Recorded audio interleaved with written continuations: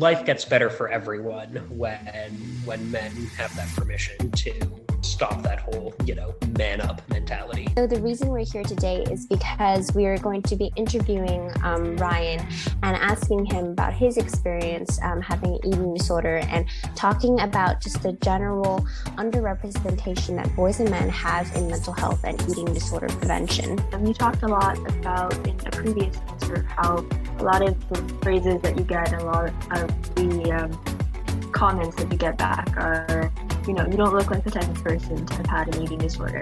What have these phrases, meant to you in your development, and how have you been able to kind of overcome these certain attacking phrases? Hello, everyone who's watching and who's ever listening on their device. My name is Kelsey Wu. I'm currently a junior in high school, and I'm here today because I want to help and raise awareness about the prevalency of eating disorders in boys and men. And I'm joined here by other fellow people who are very interested in this topic. So I'm going to pass it on quickly to Fiona.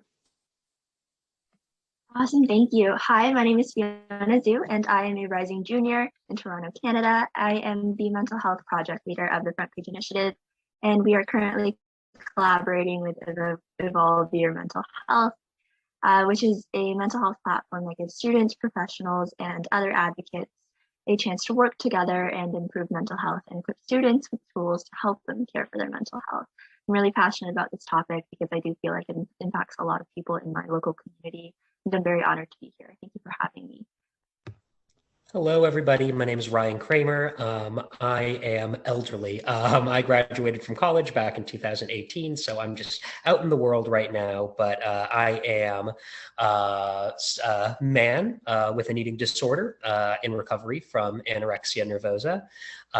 And you can find me on Instagram at Rive Yoga Guy, where I talk about yoga and mental health and eating disorders, which is how I came to be in this call today, is my using of my social media to talk about men's mental health, and specifically mental health as it pertains to eating disorders. Thank you for having me.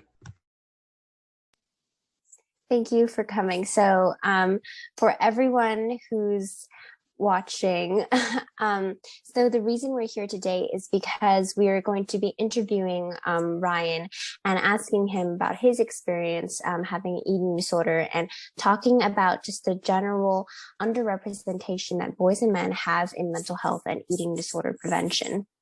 So the first question, Ryan, that I'm going to ask you is, being a boy, growing up, were you aware of any stigma associated with mental health awareness in boys? I think it was not so much a stigma against mental health as it was a stigma for really showing any emotions other than anger or like apathy. Like that seemed to be the two acceptable emotions for men. And that never felt quite right to me. So even though I was someone who, I felt comfortable showing a broader range of emotions than anger and apathy, I think that because I had this feeling, it was just so evident to me that the range of acceptable emotions for men was so clamped down for me that even though I kind of broadened my spectrum of emotions, I don't think growing up I was fully aware of exactly how I was feeling sometimes. But definitely, and I don't think I knew that, that was ultimately playing into mental health. But looking back on it, and even in the moment, I think that that's something from pretty much as long as I can remember. Yeah, that was something I was noticing. That's really interesting. And I also kind of want to follow up on you. Do you think things have gotten better? There has do you think in today's society, there has been less of an emphasis on only showing that aggressive emotion? Or do you think boys now are allowed to show more of their personal and not as aggressive side? It's an excellent question. And I think that right now there are some great things going on where some voices are being amplified, who are showing that it is okay. And I think when we look at kind of the male icons, remember I'm old, I'm 25. When I was young, it was pre-streaming, pre all of this. So like our male icons were all very much athletes and these big time movie stars here, like the advent of content creators and the advent of YouTube and the internet, like even looking at a group like the Try Guys, for instance, just a male group who is willing to be very vulnerable.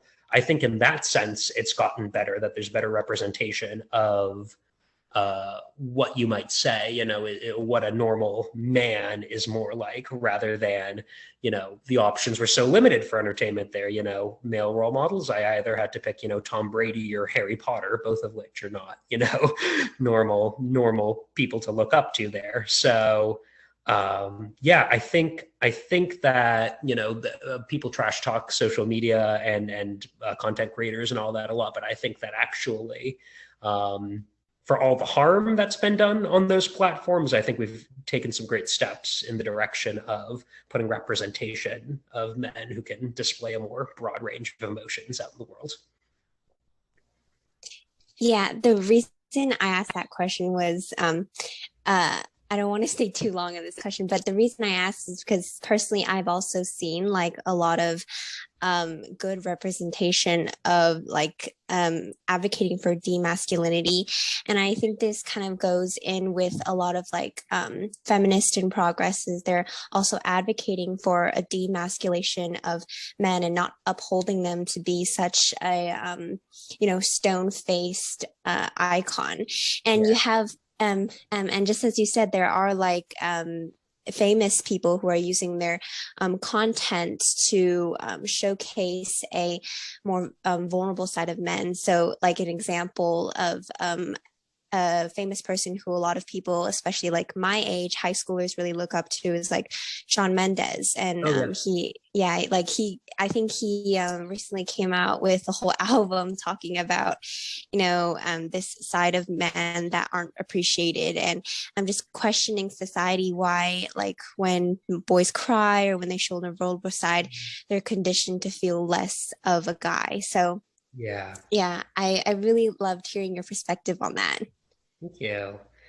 Yeah, absolutely, absolutely, and thanks for sharing that. No, I think every life gets better for everyone when men have that permission to, stop that whole, man up mentality. So yeah. Fiona, would you like to say? Definitely. So speaking of representation in media and talking a lot about, the emphasis body image in media, boys tend to have a very overemphasized projection in body image, especially with measurements such as height and muscle mass. So growing up, and especially right now, do you feel that there's like a constant pressure to reach these societal ideals of what a male body should look like? And if you don't mind, could you please add some personal anecdotes into it? Absolutely, absolutely. So no, I've struggled with body image my whole life, and that's just something that I think is a constant struggle here. And I think to oversimplify it, and I'll get into more personal anecdotes about it later, but I think you really hit the nail on the head there, Fiona, which is, the people who we prop up tend to have body types that look quite similar there. And something I always like to talk about, again, I'm old. So when I was in like, fifth, sixth grade, like late elementary school, early middle school, I really started to have problems with this because the number one show on TV at the time was The Biggest Loser. And I don't know if that's, something that you guys are familiar with, but just basically a show where they brought in people and tried to get them to lose a lot of weight. And looking back on it, it was pretty disgusting how they went about it. And I think I was not the only person who got badly affected by that show, but it was literally, and I don't know if it was just my town or where I was or anything, but everyone loved talking about that show, and everyone would watch the new episodes on Thursday nights when they came out. The show got so popular, eventually they started doing 2 nights a week of it. Like, people were so obsessed with the show. So here I am at like 12 years old, not fully developed, like my body is not done growing and all of this. And I already have this mentality that I need to be on a diet and that I need to be exercising for 2 hours a day minimally, and taking the stairs and never taking the elevator, and always parking furthest away from the parking lot. And I think especially, the men on that show, there seemed to be, obviously anyone who was on that show faced a lot of pressure, but the men on that show in particular, it was just odd to watch, because you had these guys there who clearly were bottling in a lot of emotions. So, it's kind of the double whammy of both of the questions you're asking me there, just men being very afraid to be vulnerable and feel their way through things, but also trying to get themselves to this unrealistic, quote unquote, aspirational body type in TV here. And what's really scary is they would do it, but it normalized just the lengths that they would go to do this. And that was frightening for me. So I think The Biggest Loser really kicked off my body dysmorphia right there. And I heard it's coming back to TV later, which I was just disgusted to hear that. But anyway, different story for a different day. And I think that just everything from there, because think about, so from there, Biggest Loser happens. I got my first iPhone when I was in high school, like when they started to come out there. God, I keep on showing my age in this thing here. And they, one of the first things that's coming out as apps on the iPhone is these calorie trackers and these step trackers and these little fitness challenges, just like this fetishization almost of constantly exercising and dieting was just, I don't know, like I think just the confluence of events when I grew up, like in addition to the general pressure that a person feels as a man, I feel by kind of being keenly aware in society what a body should look like getting this onslaught of, not only are you aware of this, but we're going to throw all these tools at you to, so you have no excuse to not do this. You must look like this. So yeah, that just has been a big thing for me, for sure. I noticed that you talk about how a lot of things in the digital world and technology affected you. And it was not really so much as like someone blatantly telling you that your body should look like this, but it was like hints from the things that you saw, the things that you were accustomed to on the phone and on TV. And it's really eye-opening and surprising to me to like see that boys are also affected by this, because I think when especially like we think about this, we automatically think, oh, they must be affecting our girls a lot, because there's like this condition to think girls really think about bodies, whereas boys don't really, but this is opening our eyes to see that it's affecting everyone.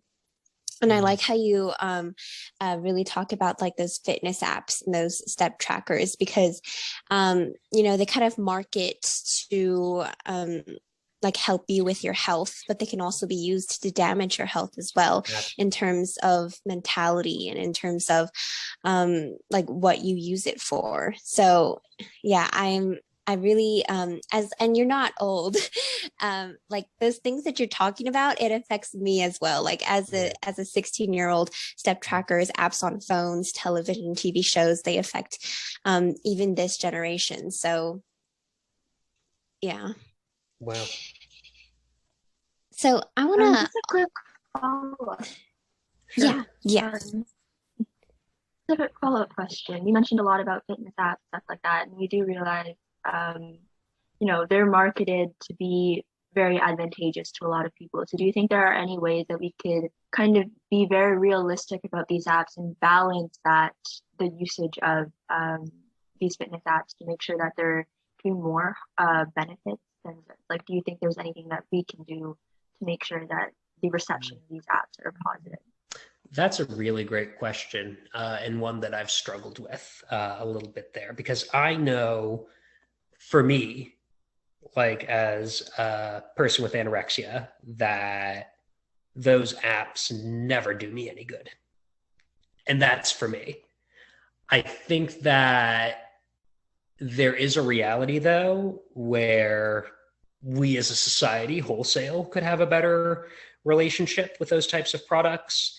And I think that that's one where we look at it more as a utility than as a coach or as a sense of guidance, where, just kind of how, I don't know, if you look at your gas gauge in your car, you take a look to see how much longer before you need to refuel. And you don't put a lot of judgment, towards it. It's just, oh, time to put more gas in my car. I think if we started looking at those apps more like that, rather than substituting these apps for advice from medical professionals or mental health professionals, I think if we're ever going to strike that balance, the first step is to kind of shift some of that weight off of it, and place a little less importance on it, and look at it more just as a tool.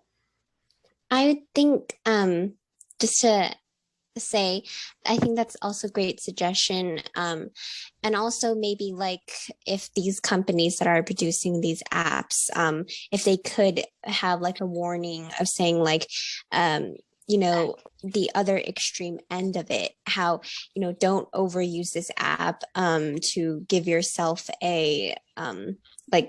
to give yourself that sort of other end of the spectrum. So for example, like there's this calorie counter app that I used to use, and this was also in midst of my own eating disorder. And I feel like if they, sometimes if they set like some warnings, or if they said some things like, you're eating too little today, or if you're exercising too much today, based upon your body weight and your height, if they could give those type of things, and then also if they could be aware of like eating disorder help, and if they could give like those warnings and those suggestions, I think that would also be really well.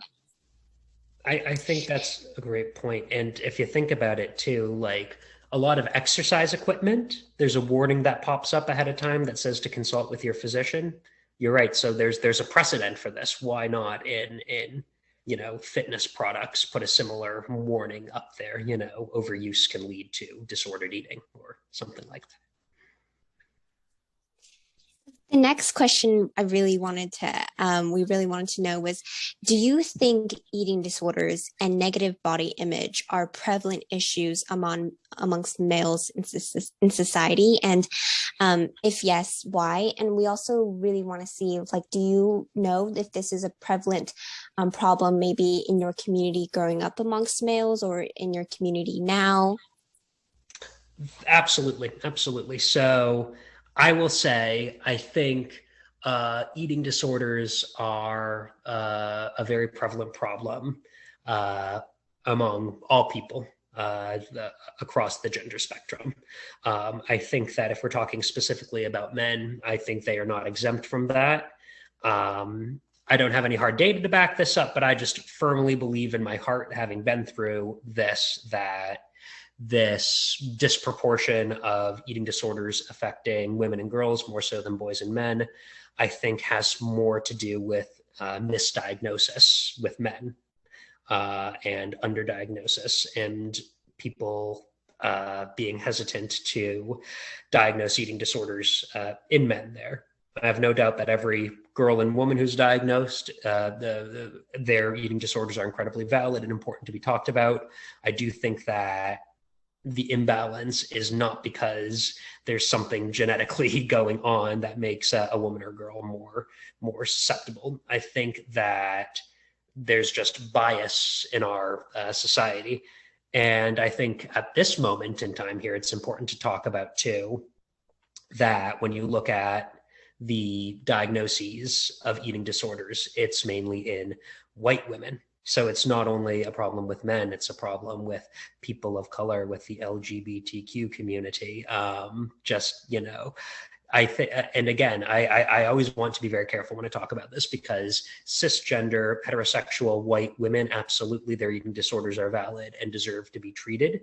I think that we as a society just need to grapple with the fact that that is not the only demographic who is struggling with that here. But I came here to talk about men. So I think with men in particular, it does come in. I think colloquially, men, you hear a lot of talk about like, oh, I have to carbo load for this lift today, or have to eat a lot of protein, or I have to eat a lot of calories now because of gains or whatever, these stupid things that people say right there. And I think also with men, I hear a lot of self-deprecating humor about, oh, so many calories. I've gotten so fat right now. Like things like that those types of things fly around. And I think kind of this male culture too of wanting to shelter yourself from any vulnerability. So you just kind of make fun of your guy friends instead of being sincere with them, which I think is very harmful. I think can contribute to eating disorders as well, because in those conversations where, again, just as a means of sheltering yourself from being vulnerable and telling your men friends how you really feel about them, you say something like, oh, you look awful fat today. And it's, you can say that and you can joke, but I don't see how you can not internalize that, like. Yeah. You just made like so many great points that I want to catalyze on. So first point that you mentioned was how it's prevalent in not just like this problem of boys not having as much eating disorders. You mentioned how you don't have like this hard data to back it up.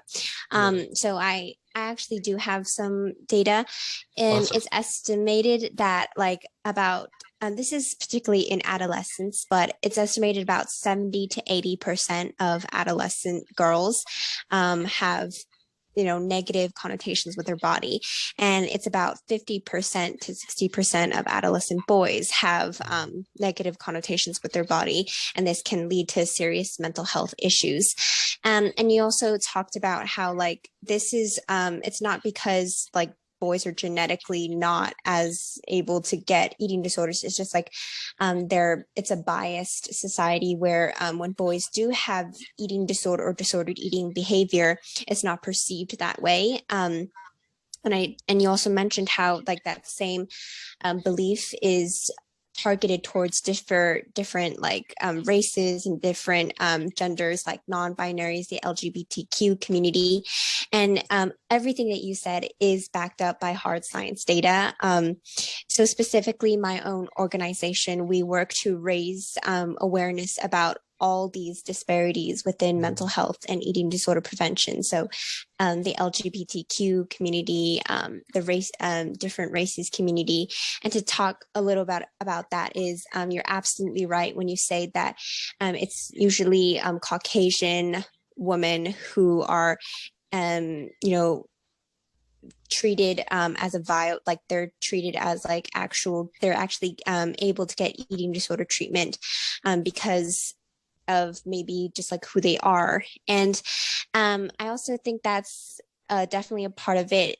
When in terms of like if other races are able to be diagnosed with this with an eating disorder, or if like genders like are boys being able to diagnose with the eating disorder, I definitely think it's definitely biasness.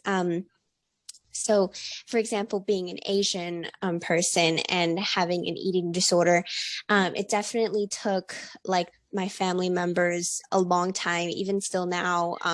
They definitely don't really grapple with what an eating disorder is. They don't grapple with what mental health is, and because mental health and eating disorders, it's not a sickness that you can see. It's just a sickness that affects you, and it affects you deeply, but with no outside repercussions. And I've talked with like a lot of people in the Asian community, especially, who've been talking about their mental illnesses. And lots of times, sadly, it's led to them getting hospitalized for their family members to actually believe that they had an illness or that there's something going wrong with them. So it's definitely right. These different cultures, these different myths and these different backgrounds all affect a reason of why a person, and it all goes back to biasness because they boys, LGBTQ community, different races, they're all just undermined, and it's they live in a society and culture, and they're barricaded by these beliefs that they are just not someone who can get an eating disorder. It just doesn't happen to them. And I don't want to stay too long on this topic, but one quote that one of my friends, she's a public health, I think, student in UC Berkeley, and she was specifically a Latino woman, and she was advocating with me about eating disorders in the Latinx community, and she was talking about how specifically those Latino people cannot are barricaded by being able to get treatment from eating disorder. One, because their culture tells them that they can't, like, they don't get eating disorders. The culture tells them that eating disorders don't exist. And secondly, because of their economic status or something, they cannot get full treatment. So it's like there's just so many of these pushbacks that are present that won't let people get the treatment or get diagnosed and stuff like that. And so yeah, it's definitely a problem that we're seeing, and we need to start raising awareness about the issue. And in addition to raising awareness, helping get action put behind these ideas. Absolutely. No, it's if the disparity continues to go unaddressed, and I don't mean unaddressed like we're addressing it now, people who are in positions to make these decisions, A, people like us need to put pressure on those people, and then B, action needs to be taken to open up treatment so that these disparities are can go away and that we can actually start addressing the problem. So I agree wholeheartedly, Kelsey. Yeah. Fiona. Thank you. So we talked a lot about these societal ideals, and obviously I don't want to bring up too triggering topics, but if you don't mind, could you please tell us a little bit about perhaps what measures that you've taken as a personal experience to reach these societal ideals and how they've impacted your mental health and your growth to the mindset now? Absolutely. So it's for me, and this is, I know it defies logic when you think about it.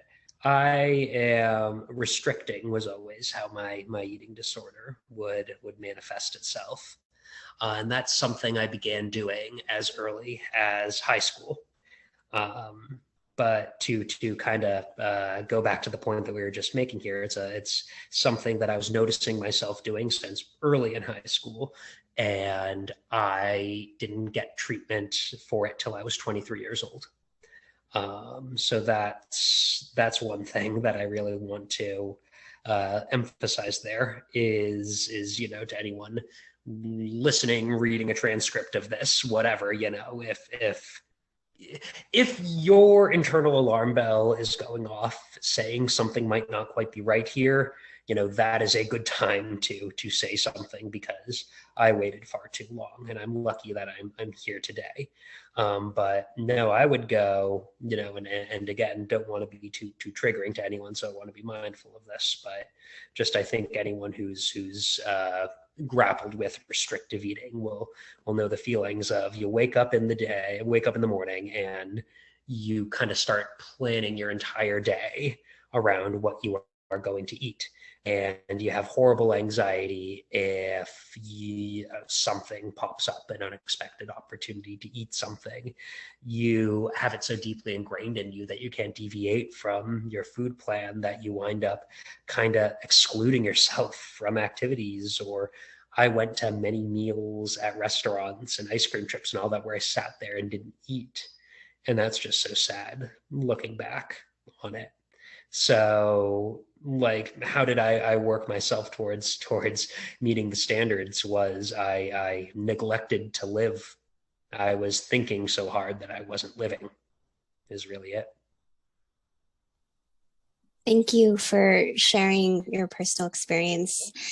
And I definitely think with restrictive eating, that's something personally that I've gone through. And I started even as early as the beginning of middle school. And I think this just kind of goes as a testament of how earlier these age groups are coming when it comes to societal ideals. A recent, I guess, like study was done where like even kids as young as 4 to 3 were already internalizing the societal ideals, and then that means like by the time where they get to an age where they're able to consciously make decisions about food, then they'll start choosing the things that are able to move them towards those societal ideals. And so yeah, it's really scary to see like how earlier these people are being tra- being what is that word, affected Yeah. by the environment, the environment of impossible beauty standards. So yeah, I just want to say thank you so much for sharing. Of course, I'm always, hey, look, if one person hears this, reads a snippet of this, whatever, and like move like, and no, I'm not going to say the whole. If one person gets help, it's like if one person like moves 1 degree towards getting help, then I've done my job here, and that's why I'm always willing to share my story. Yeah, on jumping off of what you said of like how you always want to help people. So what are your like basic thoughts on the stereotype of eating disorders? Um, like what do you think? And I think you talked about this a lot in the previous question, so maybe you can just elaborate a little bit more. But there is this belief in society that only rich Caucasian women experience eating disorders. And even then, when it comes to like rich people, rich Caucasian women, even sometimes in that little like society there's imminent doubt that eating disorders exist. So what do you believe, like, what are your thoughts on these type of stereotypes? It's tough. I think because I've kind of gone off on this, I'll keep my answer to this one short and sweet. And I think that we're all going to come to a better place as a society when we all come to embrace the fact that eating disorders have no size, no gender, no race. Just that, as much as it is, and you made a very good point, Kelsey, that it's kind of a weird catch-22 because eating disorders, yes, it's an illness that you can't necessarily see, but because of that, people use that to, negate people's experiences.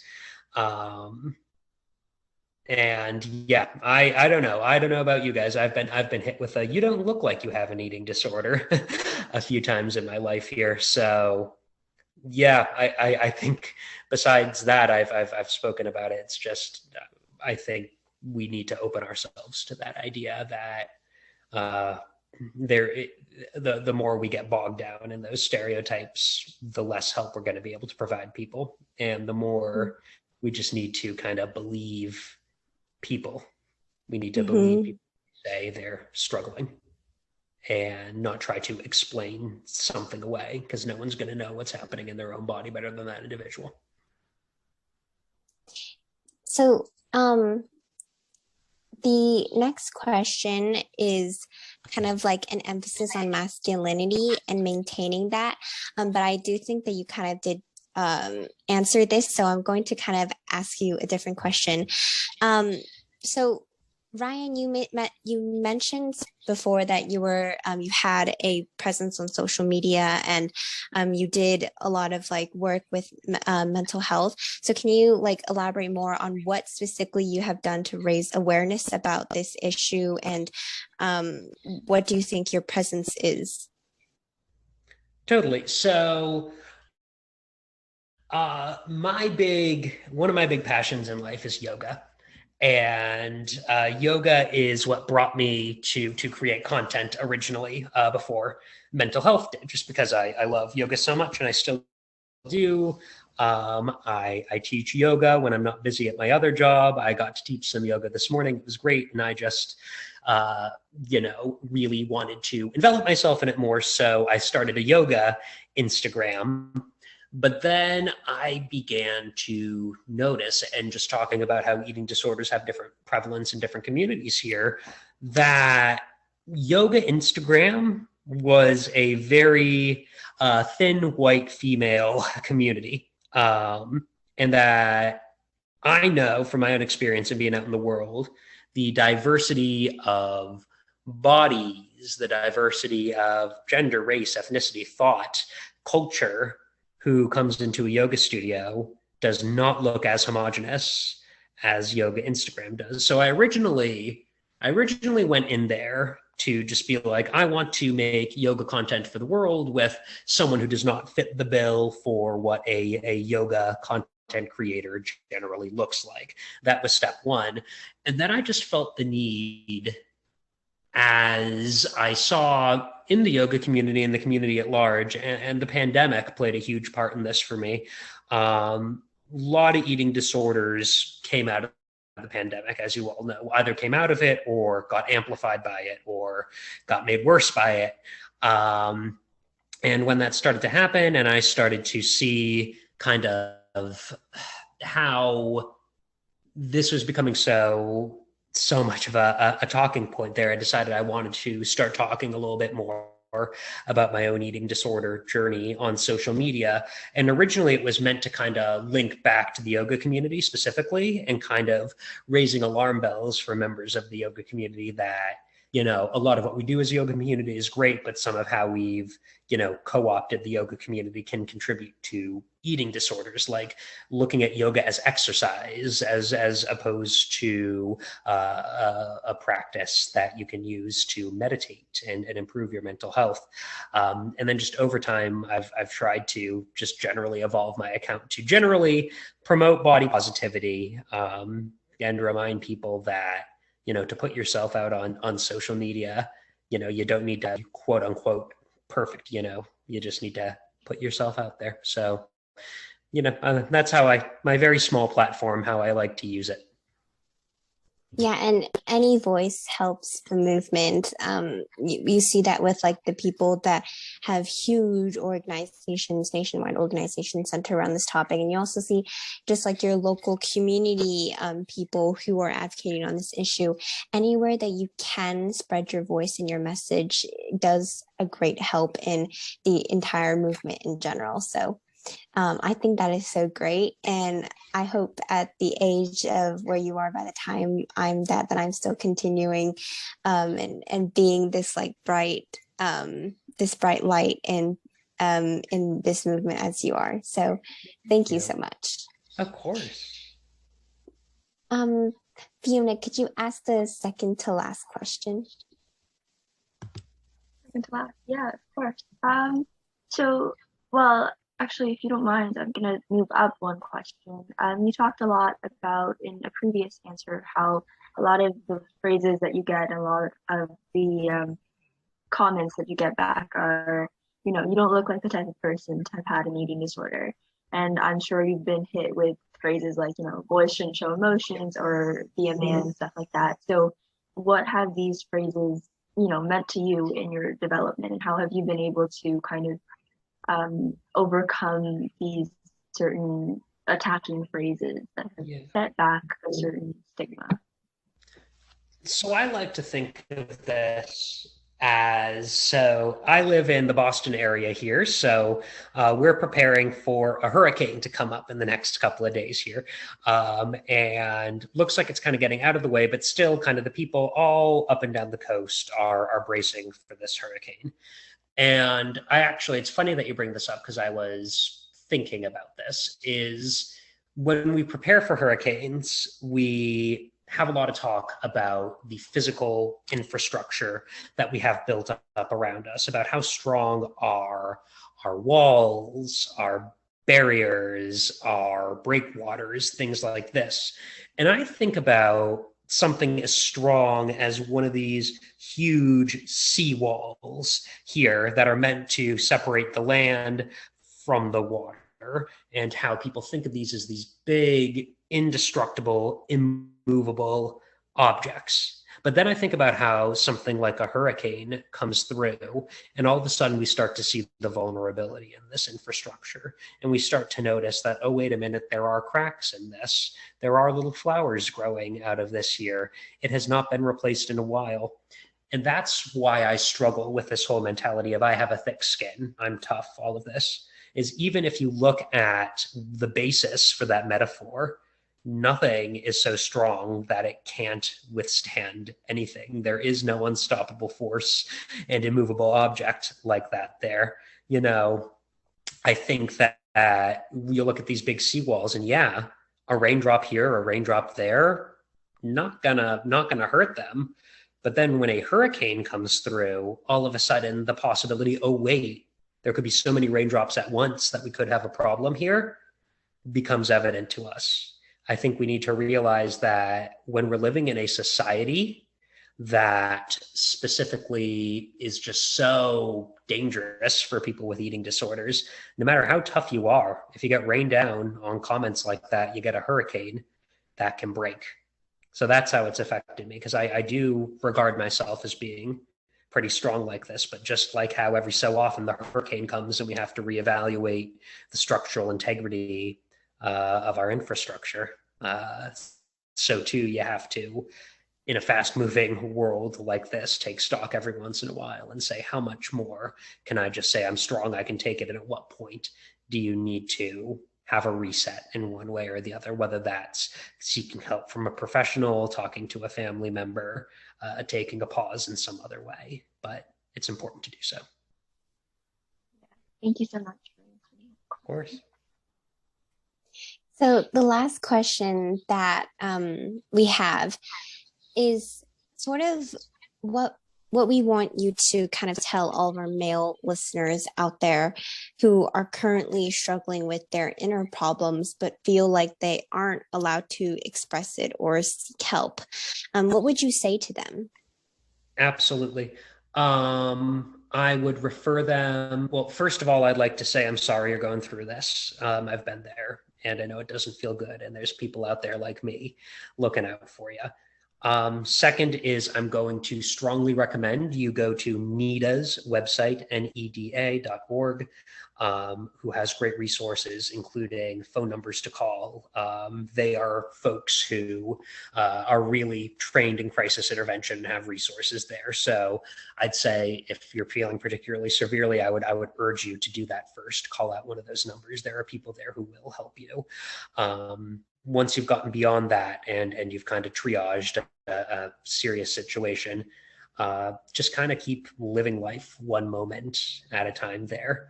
Know that you're not the only one who feels that way. There are other people like you out there, but there's only one you, and only you know how you feel. And no one has the right to tell you what you need other than you.